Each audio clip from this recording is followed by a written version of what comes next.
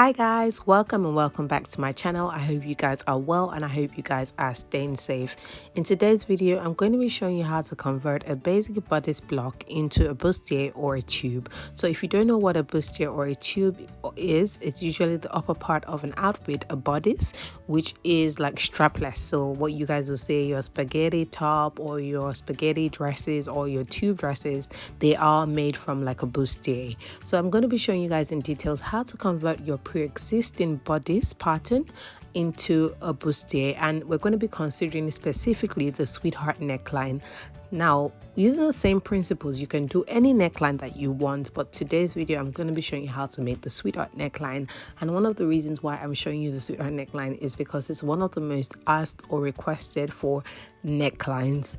Guys, I have to say this, if you don't already know how to make a basic bodice, go ahead and click on the link in the icons above and watch the video. It's a really detailed tutorial that I've put out, and I put it out a couple of months ago, and it teaches you how to make a basic bodice even if you're a beginner.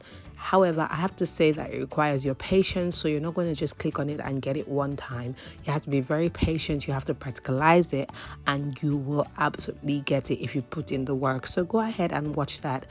Once you know pattern drafting, it makes your work a whole lot easier. As mentioned earlier, you need a basic bodice to work on. So I've got the basic bodice that I'm working on here, and we're going to be starting with the center front. The first thing you want to do is you want to close the dart. So that's basically, you want to pretend like you're sewing it. And the best way to close the dart, if you remember what I said when we were drafting the basic bodice, when I taught you that, you want to close the dart towards the armhole. So you want to take the line that is farthest from the armhole, you want to pinch it just like I've done, and then you want to fold it over and hold it in place with pins or paper tape so that you assume that it's been sewn. When you do this, one thing you'll notice is that it forms a little bit of a bulge or a cup, and the paper does not lie flat anymore. That is because of the presence of the bust. However, I must say that for this particular bustier, we're not shaping the empire region. For those of you who don't know, the empire region is the underbust region. To do a bustier that you want that is fitted and to do a corset, you must shape the empire region as well as the waist. But for this one, we wouldn't be doing any of that. After closing the shoulder darts, the next thing to do is to locate the bust line. And as you can see, where my finger is pointing at is the actual bust line. That means if you have your center front line lower than that point, you would have the person's breast literally hanging out. So basically, depending on how low the person wants their outfit, you want to make sure that the deepest part of your sweetheart neckline does not exceed that area. So as you can see, if I take my sweetheart neckline starting from that point on the center front and I take it all the way up in the gradual curve, you can see that it goes really low. However, this person has said they don't want their cleavage showing, so I have taken my sweetheart neckline a bit higher. So it starts from where you can see the black marker, and then it just grows in a curve towards the armhole. So basically, to draw your sweetheart neckline, you need to draw a curve. As you can see, I went ahead to do dotted lines with freehand, then I got my pattern master and I used that to reinforce the curve. So this is the curve that I'm going to be working with. It's not too low around the center front, which is perfect. Just, no cleavage, just decent enough. However, if you want it, really low, if you want cleavage showing, definitely go for it. After drawing in the sweetheart neckline, the work is not yet done. The next thing to do is to work on the gaping. Now you find that when you're wearing tube dresses and then you bend down, you have the dresses gaping and there's some space there. We can avoid that, and all we need to do is just take out some excess or increase the dart. The essence of this is that it makes it tighter around the bust area, or should I say above the bust area, and so you don't have that gaping. So I'm going to show you how to do that in a second. To avoid the gaping, you need to open up the dart, and then you want to go ahead and mark where they stop. From the point where it stops, you want to mark 1.5 centimeters in to the left and 1.5 centimeters in to the right on each side of the dart, just like I've done. After doing that, you want to draw a fresh line from the bust point area onto your 1.5 centimeters mark rather. After drawing the new line, you want to go ahead and reshape the dart. So basically, you want to fold over the new dart by pinching the new line on the extreme and folding it over towards the armhole area. When you do that, you will notice that it doesn't meet again your curve. They don't meet. So you need to reshape your curve and make sure that they meet. So you can go ahead and redraw your curve so that it meets, and then you're literally finished. After reshaping the neckline curve, go ahead and hold it in place with a pin or with paper tape if you like, and then go ahead and cut out the neckline. So as you can see, I've cut out the sweetheart neckline. However, we're not going to use the neckline like that. We need to cut out the dart. So we're going to separate the pieces into the center front piece as well as the side front piece.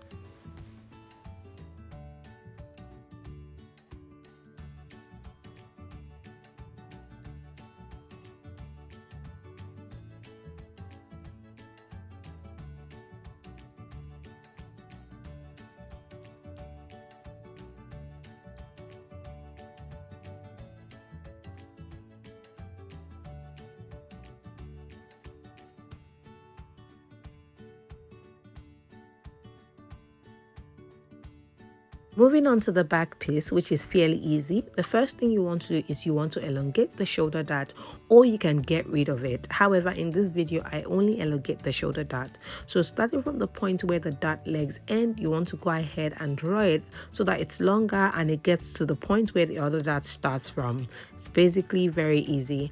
After that, you want to place the center front on the back piece and mark where the armhole gets to. This is so that it meets. Now you can decide whether you want your back neckline straight, or you want the back neckline curved, or you want the back neckline slant. Whatever neckline you want works for you. However, I prefer the neckline that is just quite curved or slightly curved, not too curved, not too straight. So basically, I went with the middle neckline, which is the one that is like a slant. After doing that, you want to go ahead and close the dart, and like I said, most darts you will close towards the armhole. After closing the dart, you'll find out that the neckline is distorted, so go ahead and shape the neckline using your freehand. As you can see, I didn't bother drawing again because it's not a massive difference when it comes to the back. Now, when it comes to the dart for the back, there's one slight thing that I like to do just to improve the fit. I recommend that you locate the dart point, which is where the dart starts, that tiny dot there, and then you mark 0.5 centimeter to the left and 0.5 centimeter to the right, and then you just draw a straight line following that as a guideline. So basically, I didn't measure anything. I literally just drew the line, from 0.5 centimeter to the left and 0.5 centimeter to the right. This just improves the fit. You probably wouldn't notice the difference if you didn't do that, but however, I recommend that you do this. After doing that, go ahead and separate the pieces so that you have the center back piece as well as the side back piece.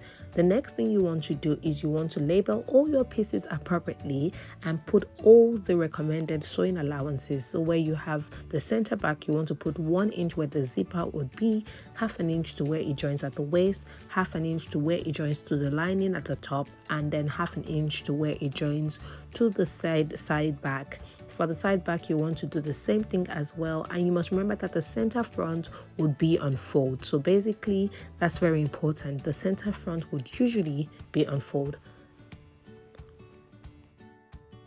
Now that the pattern has been properly cut up and has been properly labeled and, appropriate measurements written on it, we're going to go ahead and cut up the fabric. We're going to cut up the lining as well as the stay. But before we do that, I'm going to show you guys quickly the things that I bought. So I went ahead to buy this zipper. Guys, it's 24 inches and it's £2. I don't know why, but that's what it is. I got this box of bobbins and they already have thread on them. It's really colorful. And obviously I got myself some lining. I got a meter of lining as well, so it's just going to match the dress, and we're going to use all of that today. Guys, if you remember that last week we started and we did the bottom part of this dress, which was a mermaid, so today we're going to cut the bustier part of it. So I went ahead to get the scrap fabric that I had from last week, and then I just placed my pattern on it. You want to make sure your pattern is properly pinned, and then you want to mark out all the sewing allowances based on what you've written.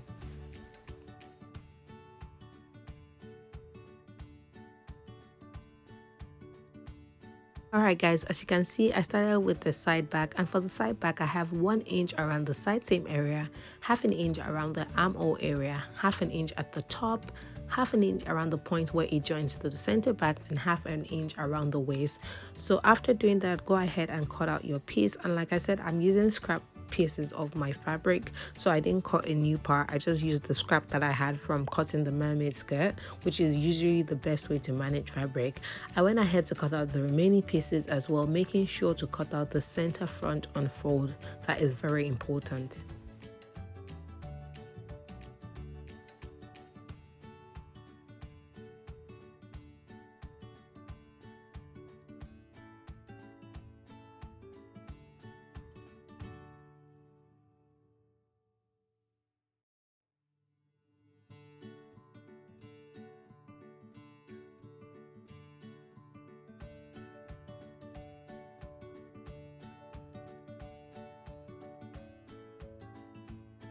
After cutting out all the fabric pieces, go ahead and cut out the lining. So all you need to do is pin it onto the lining and then cut it out accordingly as well. You want to make sure that the center front is on fold, like I mentioned, is very important so that you don't have excess on the fabric. And then you want to cut out using the main fabric as an outline. You want to make sure you don't cut out all the sewing allowance.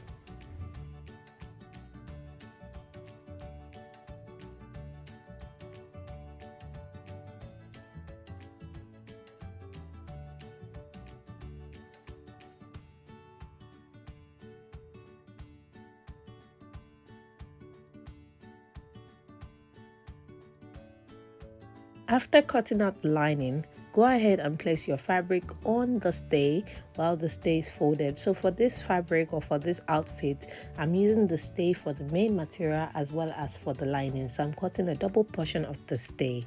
So go ahead and pin the material onto the stay and cut out the stay. So as you can see, I have 2 portions of stay. I have my lining and I have my main fabric. The next thing to do is to iron on the stay onto the fabric and iron on the stay onto the lining. You want to make sure to do that onto the wrong side of the fabric, and of course with lining there's no wrong or right side.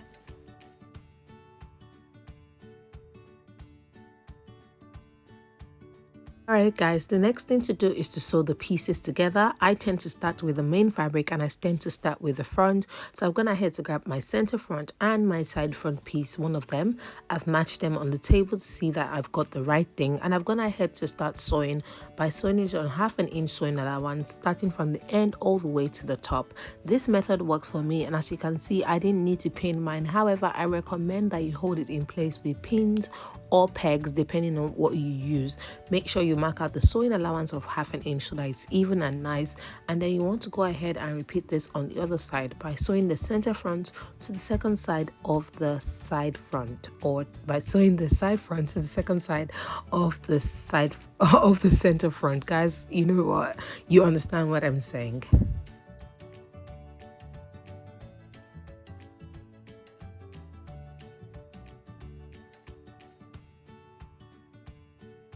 After sewing the front pieces together, I'm going ahead to repeat the same thing for the lining. So you want to sew the center front to the side front on both sides. So I'm going ahead to repeat that for the lining. However, for the lining, I tend to give it a good top stitch. This helps me to open up my seams and make it look nice. However, it's not compulsory.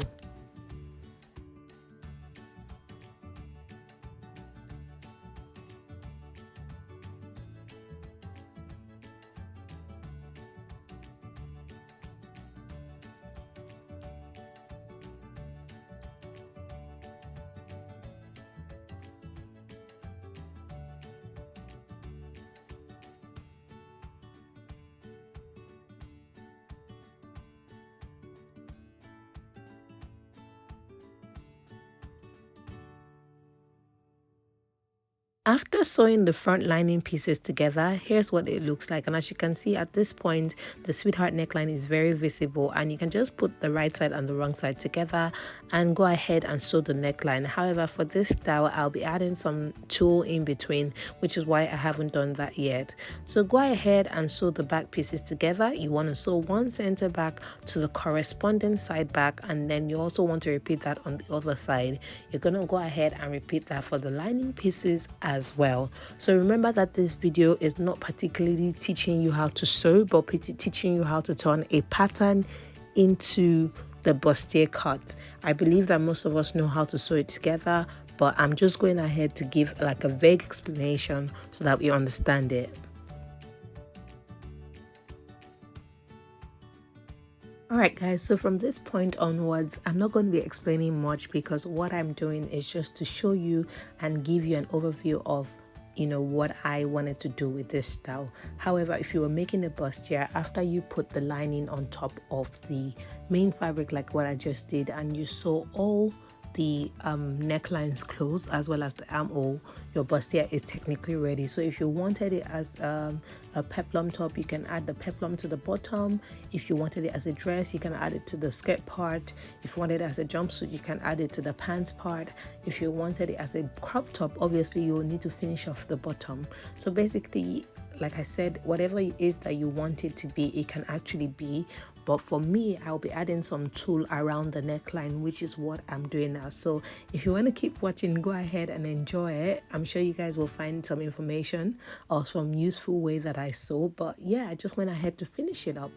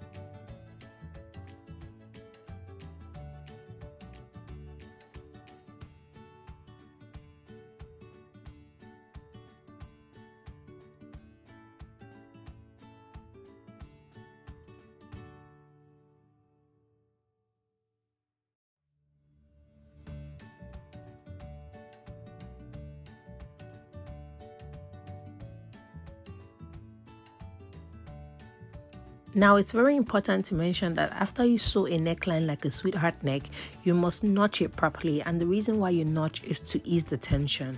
The sweetheart neck is not a straight neckline, it has curves, and basically that is disrupting the regular flow of the fabric, so you have to give it a notch, or a couple of notches rather, so that it can ease the tension and allow the curve to form freely. Obviously, you do need to give it a good iron as well, and as you can see, I went ahead to top stitch it. It is a bit difficult to top stitch, but once you get a hang of it, you have absolutely no problem. So guys, at this point, I've literally almost finished the dress. As you can see, I went ahead to join it to the bottom part, which we did last week, and the dress is finished. This is what it looks like. Obviously, I'll see if I can get a picture of, you know, the bridesmaids when she finally wears it, but this is what the dress looks like. Thank you so much guys for watching this video to the very end. I hope you enjoyed it, and I hope it was worth your while. If you enjoyed this video, please don't forget to give this video a thumbs up. Don't forget to share.